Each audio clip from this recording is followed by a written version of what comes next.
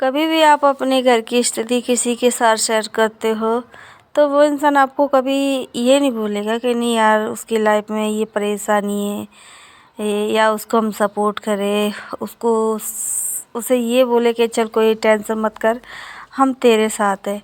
नहीं, अगर आपने उसको अपनी टेंशन बताई तो मतलब जिन लोगों को पता नहीं है ना आपकी लाइफ के बारे में, जिन्हें आप जानते भी नहीं हो ना, लेकिन आपकी कहानी आपने जिस पे विश्वास करके आपने अपनी कहानी उसको बताई है, वो उस पर नमक मिर्ची लगा के पूरे ख़ानदान को बता देता है, सबको बता देता है, गली मोहल्ले सबको कि वो ऐसे है, वो जे ऐसे, मतलब कहते हैं ना।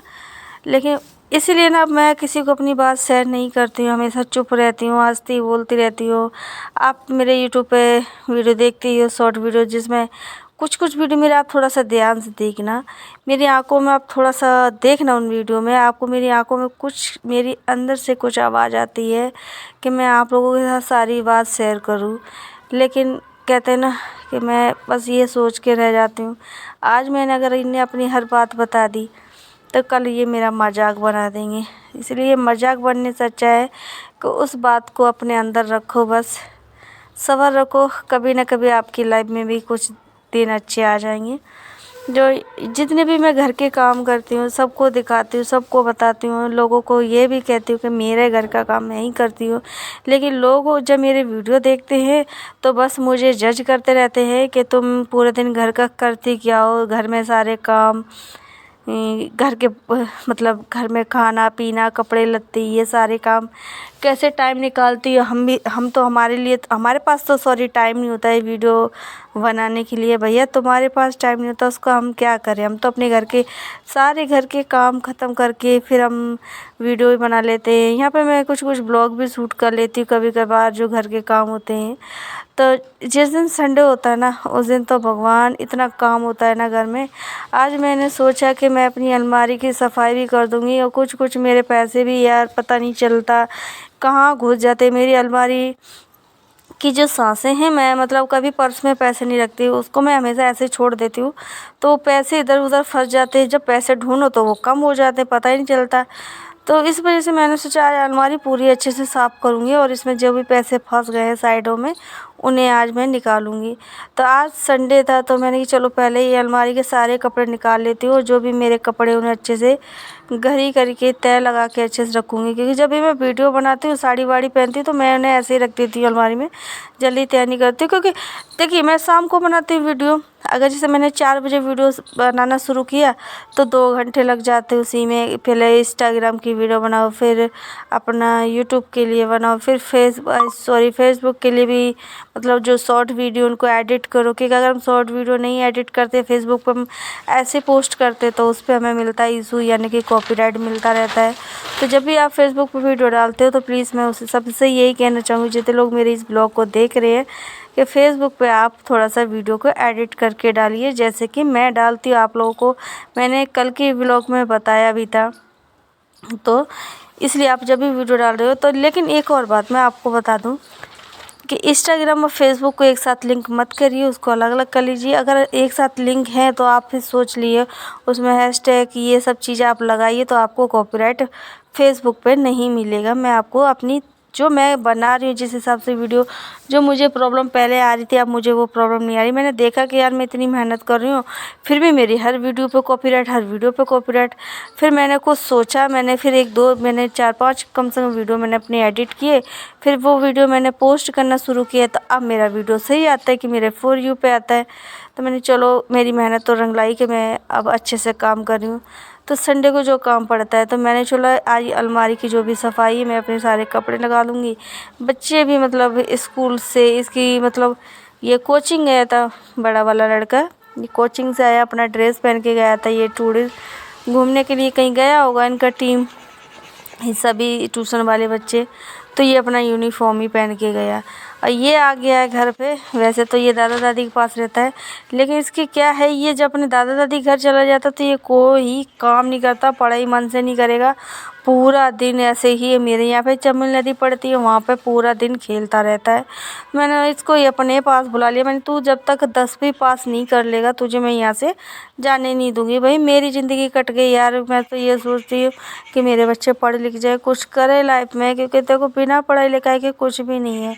आज मैं खुद पछताती हूँ कि मैंने अपनी पढ़ाई छोड़ दी। पढ़ाई छोड़ क्या दी कि मेरे घर की कुछ स्थिति इस हिसाब की हो गई थी कि मुझे मजबूर अपनी पढ़ाई छोड़नी पड़ी। मेरे भाई जो थे, 2 भाई थे, नहीं मतलब मेरे सबसे बड़े भाई की शादी हो गई, 2 दीदी की शादी हो गई, बस मेरा एक भाई और मैं, हम लोग बचे हुए थे 2।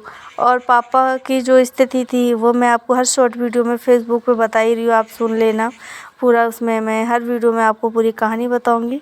तो उस वजह से फिर मैंने पढ़ाई छोड़ दी, क्योंकि मम्मी काम करती थी हॉस्पिटल में और भैया भी नौकरी करते। भैया मजदूरी करते थे, बोरिंग का काम होता था। जैसे आपने देखा होगा दिल्ली में बोरिंग लगती थी, जैसे पानी की समर लगाना, वो हाथ वाला बोरिंग होता था पहले, तो उस पे भैया मजदूरी करते थे। उन्हें 200-150 रुपये कुछ मजदूरी मिलती थी, तो वो काम करते थे। फिर मैं जैसे मेरे छोटे छोटे बहन भाई थे, 4 बहन भाई, वो सब छोटे छोटे थे।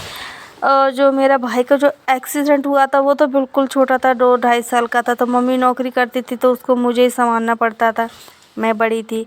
फिर थोड़े थोड़े जब जैसे ही मतलब कभी कदार मैं स्कूल चली गई तो चली गई, और देखती थी घर की स्थिति इतनी ख़राब, अगर मैं स्कूल जाती तो फिर इनको संभालने वाला कोई नहीं था।